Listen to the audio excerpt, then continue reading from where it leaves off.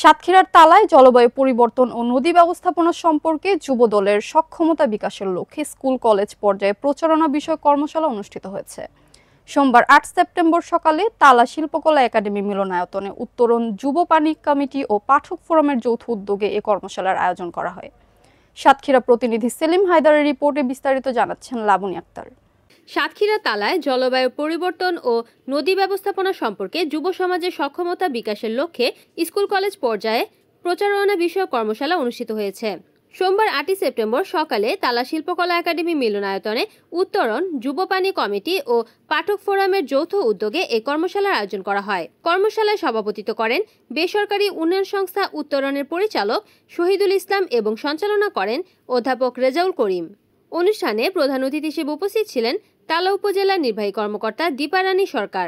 বিশেষ অতিথি হিসেবে বক্তব্য রাখেন উপজেলা বিএনপির সভাপতি মৃণাল কান্তি রায়, জামায়াতে ইসলামী সাতক্ষীরা জেলার নায়েবে আমির ডাক্তার মাহমুদুল হক, জেলা জামায়াতের কর্মপরিষদ সদস্য doctor Aftab Hossain, Jalalpur UP chairman M Mofidul Haque Litu, Tala Sadar ইউনিয়নের ভারপ্রাপ্ত চেয়ারম্যান আব্দুর রাজ্জাক, তালা ইউনিয়ন কমিটির সদস্য সচিব শফিকুল ইসলাম, উপজেলা মাধ্যমিক একাডেমির পরিদর্শক প্রভাস কুমার দাস, তালা মহিলা কলেজের ছাত্রী জবা দাস, যুব পানি কমিটির সদস্য মোহাম্মদ তোহা মোরল ও শহীদ মুক্তিযোদ্ধা কলেজের শিক্ষার্থী বন্যা খাতুন।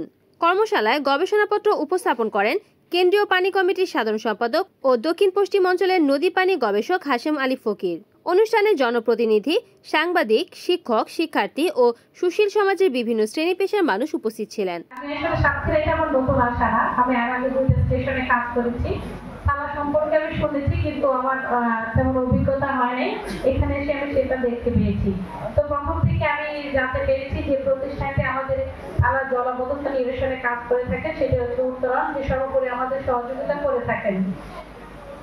বিশেষ করে তালার যে 12টা ইউনিয়ন রয়েছে, সবগুলো ইউনিয়নে তেমন সমস্যা নেই। 2-3টে ইউনিয়নে থেকে তেঁতুলিয়ে সব থেকে বেশি জলাবদ্ধতার পরিমাণ বেশি। আসলে এটা আমাদের একক সৃষ্টি না, সেটা 3টা উপজেলা কাজ করে, যেটা যশোর জেলার একটি উপজেলা, কেশবপুর, খুলনার একটি উপজেলা ডুমুরিয়া, এবং আমাদের তালা, সাতক্ষীরা সদর, পাশাপাশি পাইকগাছা, আরো যে আশাশুনি উপজেলা রয়েছে, যারা মূলত এটার ভুক্তভোগী হয়ে থাকেন।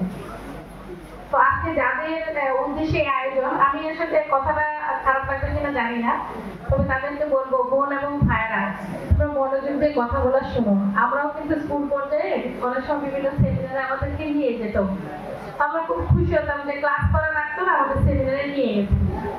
আমরা অনেক কিছু জানতে পারি। তোমাদের আজকে এখানে ডাকার উদ্দেশ্য হচ্ছে এটাই যে তোমরা যেহেতু এই এলাকায় বসবাস করো, আমাদের অনেক ব্যক্তি আছে যারা এই বিষয় নিয়ে কাজ করে।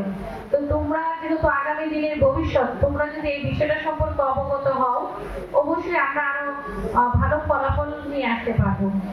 রিপোর্ট করেছেন সাতক্ষীরা প্রতিনিধি সেলিম হায়দার, NN TV।